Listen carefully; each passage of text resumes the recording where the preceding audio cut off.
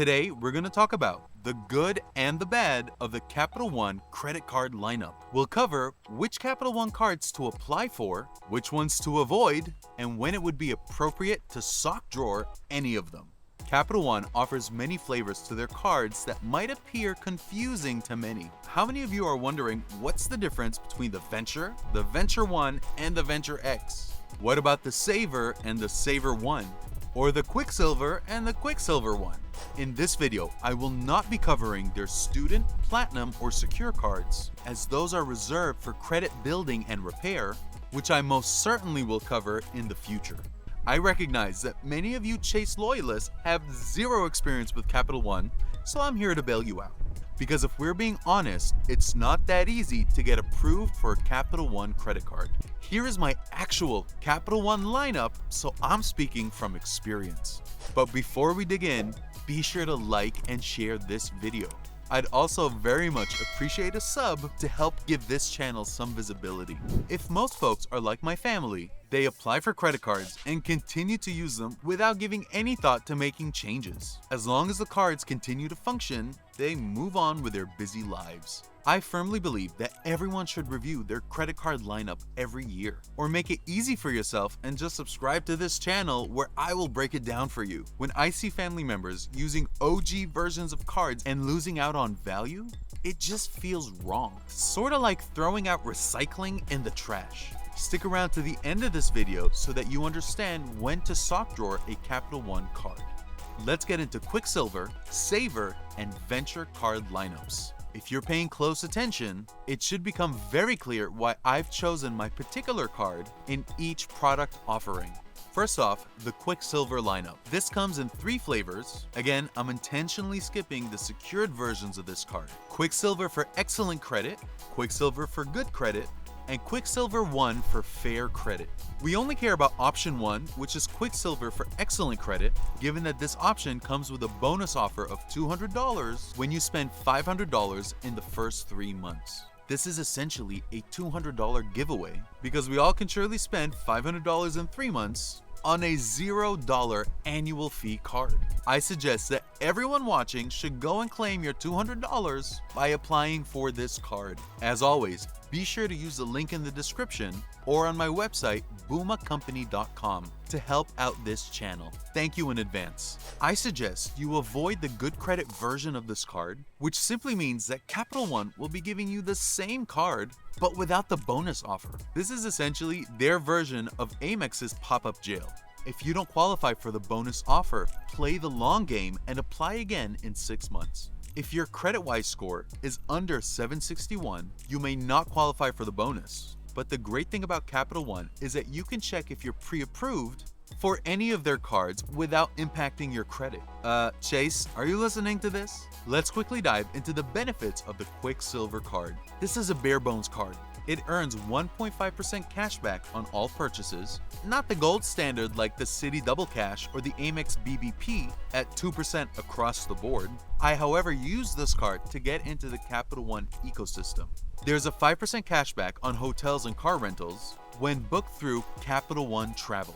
Then there's a 0% intro APR for 15 months. If you take them up on this offer, just be mindful not to negatively impact your credit score by carrying a balance of over 10% of the card limit. A 0% APR comes in handy if you know you have a large purchase on the horizon and you're concerned about cash flow. Amex's Blue Business Plus, BBP for short, is a perfect card to float a balance using their 0% APR for 12 months. The BBP is a business card, and therefore the float won't show up on your credit report. Now, the Saver and Saver One lineup. This also comes in 3 flavors and is arguably one of the best cashback cards on the market. There's the Saver One for excellent credit, and the Saver One for good credit. We're only interested in options 1 and 2 as they offer sign-up bonuses. The Saver One for excellent credit offers the identical bonus structure as the Quicksilver, a $200 bonus after spending $500 in the first 3 months. That's yet another $200 giveaway. However, the plain Saver offers a $300 bonus after spending $3,000 in the first 3 months. This is a weak sign-up bonus offer given the large spend requirement. Additionally, the Saver One has a $0 annual fee, while the Saver comes in at $95. Let's get into the benefits of the Saver and the Saver One so that you may decide which one works for your use case. The Saver One offers 3% on dining, 3% on entertainment, and 3% on popular streaming like Hulu, Netflix, and Spotify. What sets this card apart is that cable is included in this category. So examples like Optimum and Xfinity qualify. A few months ago, I switched my internet bill to the Chase Sapphire Preferred and then had to quickly change it back to the Saver One given that it didn't qualify for the 3X on Chase. Again, there is no annual fee for the Saver One. The Saver, however, offers 4% on each of the above three categories, but it does come with an annual fee of $95. This is where you need to justify your spend to determine if the 1% cashback in each of those categories is worth the $95 annual fee. The math states that if you spend more than $9,500 a year in those categories, that the Saver would be a better match for you.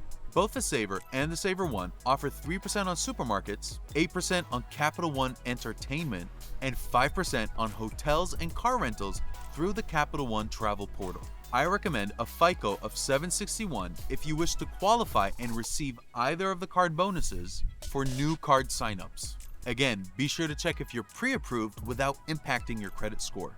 If you don't have high spend on dining, I highly recommend the $0 annual fee Saver One over the $95 annual fee Saver. A referral link to this offer is included in the description and on my website, boomacompany.com. I've essentially just called out a $200 no-brainer giveaway for the Quicksilver, as well as a $200 no-brainer giveaway for the Saver One, totaling $400, all with no change to behavioral spending for two $0 annual fee cards. I expect to see lots of activity on my referral links. Now to the big boy, the Venture Lineup. The Venture Lineup is your gateway to converting the cashback earned from the Quicksilver and Saver One cards into miles. These miles can then be transferred out to airlines and hotel partners. The Venture Lineup consists of the Venture One at a $0 annual fee, the Venture at a $95 annual fee, and the Venture X at a $395 annual fee. If you've been paying attention, this $395 can easily be clawed back. Here's how. There is a $300 travel credit for bookings through Capital One Travel. If you book at least one trip a year, this credit is quickly realized. And then there's a 10,000-mile anniversary bonus, which is $100 in value. The effective annual fee for the Venture X is $5 back in your pocket. I think that this effective annual fee renders the $95 Venture Card option useless, all without getting into the benefits.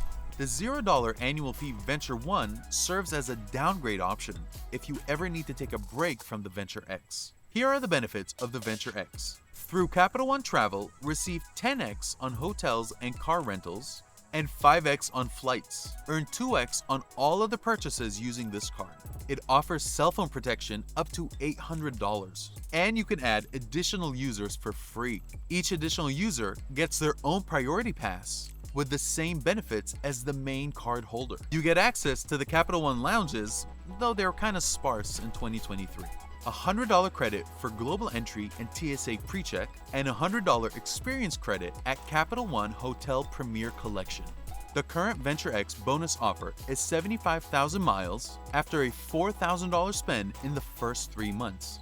I haven't seen their 100,000 mile offer in a while. I'll include a referral link in the description to the current Venture X offer and would appreciate you using my link to support this channel. Finally, here is where Capital One completely invalidates one of their cards. For anyone who holds the Quicksilver and the Saver One, once you add the Venture X to the mix, the Quicksilver then offers no value. I haven't seen any other issuer invalidate one of their cards before.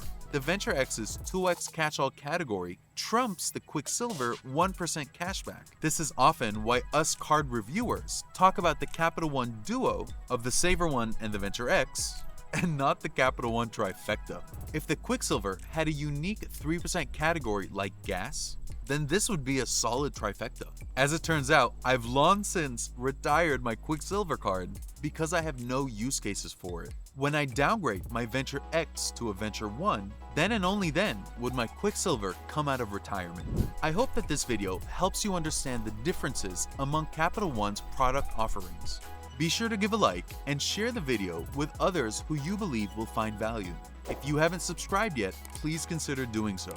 I am always interested in your feedback, so be sure to tell me about your credit card journey in the comments. Take care and be good to each other.